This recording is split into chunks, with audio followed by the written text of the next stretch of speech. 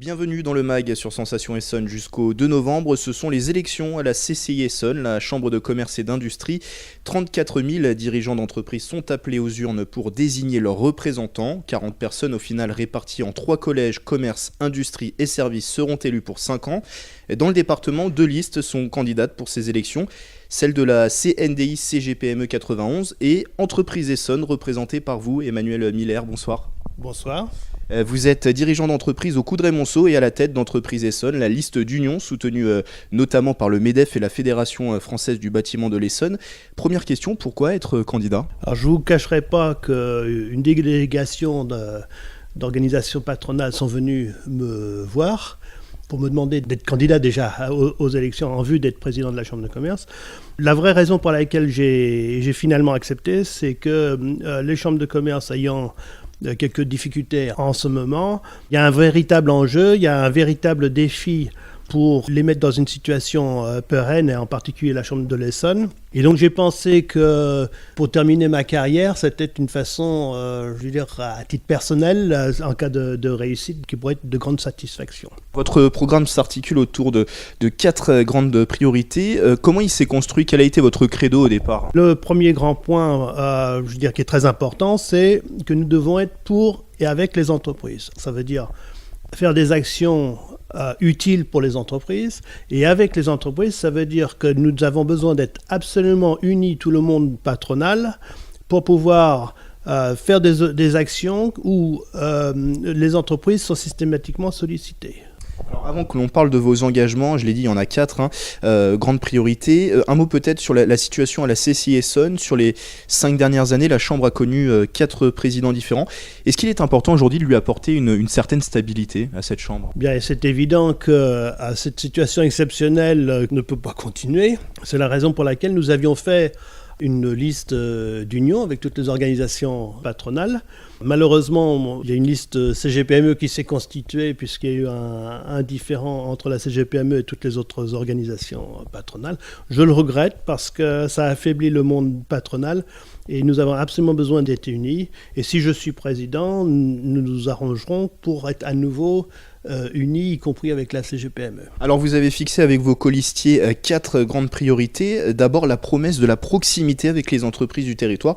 Qu'est-ce que ça veut dire concrètement ? Alors la proximité, ça veut dire d'une part d'être plus proche sur la compréhension des besoins des entreprises et ça veut dire développer le facteur humain. Pour nous, c'est extrêmement important, à la fois dans les rapports de la Chambre avec les entreprises et à l'intérieur de la Chambre entre les élus, entre les permanents et entre les élus et les permanents. L'autre point au niveau de la proximité, c'est la proximité géographique.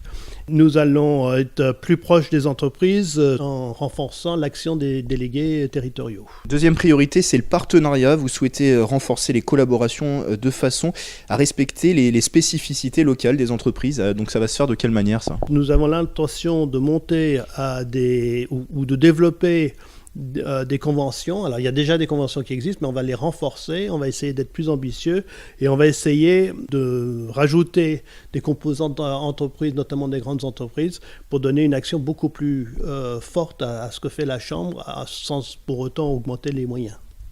Vous promettez également plus d'innovation. La CCI Essonne de demain doit créer de nouveaux services numériques adaptés aux besoins des entreprises. Comment comptez-vous y parvenir ? Alors là, il y a 2 volets. Il y a un premier volet, c'est quand même le volet prospective.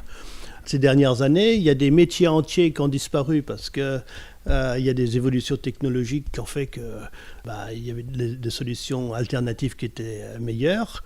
Et donc nous devons faire de la prospective et imaginer ce que va être le futur au niveau économique et prévenir à nos ressortissants à l'avance de ces phénomènes pour qu'ils puissent prendre les mesures et qu'ils s'adaptent.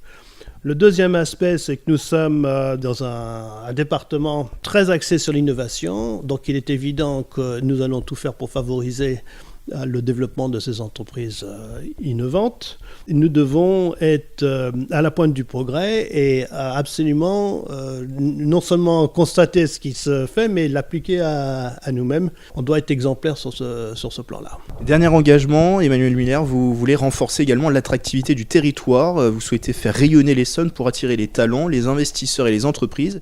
Quel est votre projet en ce sens ? Alors, il est vrai que notre département, malheureusement, on en parle en général quand ça va mal.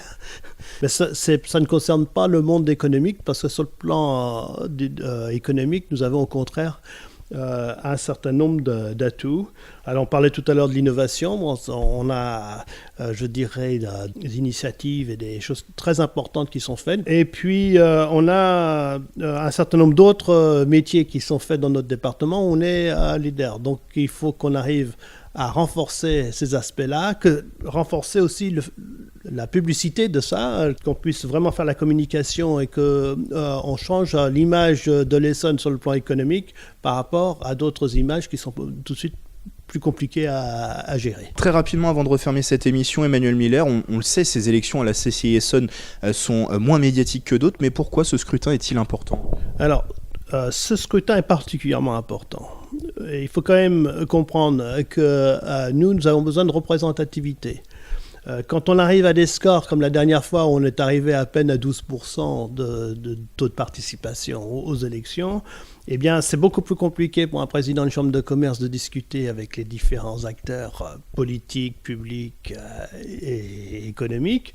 Si vous voulez que l'entreprise, que nous soyons des meilleurs représentants et qu'on ait plus de puissance de feu pour vous représenter, et je rappelle que les élus de la Chambre de commerce sont des chefs d'entreprise et non pas des politiciens, et donc ils comprennent mieux vos problèmes, d'ailleurs au bureau actuel de la Chambre, qui sera vraisemblablement reconduit en grande partie pour la future mandature si nous sommes élus.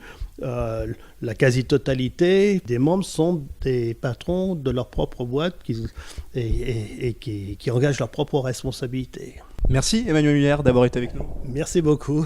Je le rappelle, dirigeant d'entreprise au Coudray-Monceau, vous êtes à la tête de liste d'entreprise Essonne, la liste d'union pour ces élections à la CCI Essonne. Face à vous, il y a une autre candidature, la liste à la CNDI CGPME 91. Alors comment voter ? Eh bien, les électeurs reçoivent par courrier les instructions. Le vote se fait ensuite jusqu'au 2 novembre par correspondance ou sur internet. C'est au www.jevote.cci.fr/Essonne. C'est la fin de ce mag sur Sensation Essonne, une émission à retrouver en podcast sur radiosensation.fr. Très bonne soirée.